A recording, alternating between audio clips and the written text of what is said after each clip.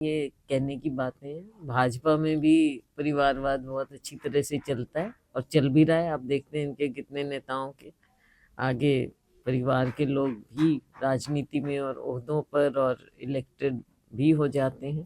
तो इसलिए इस तरह की बात तो ना करें।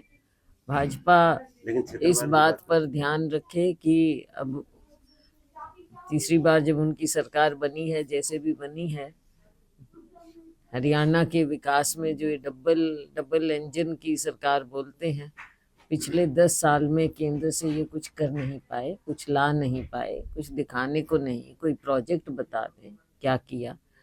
हम उम्मीद करते हैं कि आने वाले समय में केंद्र से ये कुछ बड़े प्रोजेक्ट हरियाणा में लेकर आएंगे और सभी क्षेत्रों का फायदा हो। बहुत जघन्य बात हुई है। अब क्या बोले, पुलिस इसमें तहकीकात करके कर रही है, जो देखा मीडिया के माध्यम से। मैं तो यही कहूँगी कि दोनों तरह की बात होनी चाहिए। एक तो जब इस तरह के केस सामने आते हैं तो जो हमारी पुलिस है, जो भी डिपार्टमेंट है, सब इसको देख के सख्त से सख्त सज़ा और जितना शीघ्र हो वो होना चाहिए, ताकि औरों के लिए भी एक मिसाल बने कि इस तरह का माहौल हरियाणा में टॉलरेट नहीं होगा। बीजेपी सरकार और मैं कहूँगी कि लड़कियों को भी, एक महिला होने के नाते मैं कहूँगी कि लड़कियों को बहुत चौकन्ना रहना चाहिए। क्राइम इतना बढ़ता जा रहा है हरियाणा में, आप देख रहे हैं कि ऐसी ऐसी घटनाएं जगह जगह, बेटी बचाओ बेटी पढ़ाओ, ये सब स्लोगन है, लेकिन असल में जो प्रदेश में एक माहौल होना चाहिए कि कोई भी क्राइम करने से पहले उसको ये डर हो कि कल को मेरे साथ सख्ती से बर्ताव होगा, लीगल वो होगा। तो एक एक क्राइम करने से पहले उसके दिमाग में दहशत होनी चाहिए कानून व्यवस्था की। आज कानून व्यवस्था की दहशत नहीं है। देखो, लोकसभा में प्रदर्शन बेहतर हो सकता था, ये मैंने पहले भी कहा। विधानसभा में तो सरकार ही बननी चाहिए थी। ये तो सब, यहाँ पे आप किसी से भी पूछ लो या बाहर सड़क पे जाके आम जनता से पूछ लो, हम राजनीतिक लोगों से ना भी पूछो, एक उम्मीद भी थी और मेहनत भी थी। सरकार बननी थी, बननी चाहिए थी। अब कई कारण होते हैं, कई कारणों से नहीं बनी, लेकिन उसका खामियाजा जनता क्यों भुगते।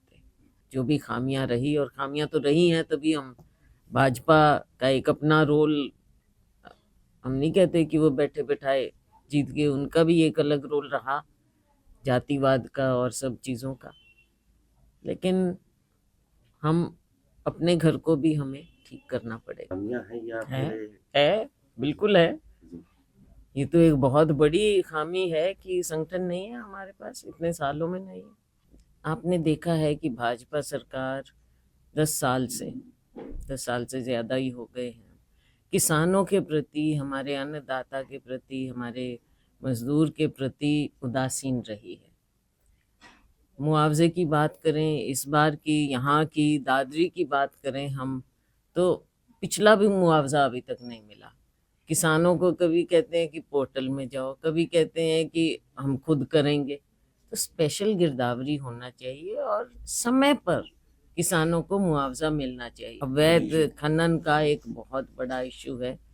कभी कभी हम न्यूज़ थोड़ी बहुत पढ़ लेते हैं, लेकिन जब तक सरकार इसमें सख्ती नहीं करेगी और अवैध खनन को खत्म नहीं करेगी, इससे क्राइम भी बढ़ रहा है, कानून व्यवस्था चरमरा जाती है, और हमारी सबसे बड़ा जो है, जो हमारी एनवायरनमेंट है, उसको इतना भारी नुकसान हो जाएगा जो आगे उसकी पूर्ति नहीं होगी। ओवरलोडेड डंपर सरेआम घूमते हैं, कभी दिखाने के लिए एक दो को पकड़ लिया, दिखा दिया, कभी उधर मेवात में दिखा दिया, कभी कहीं दिखा दिया।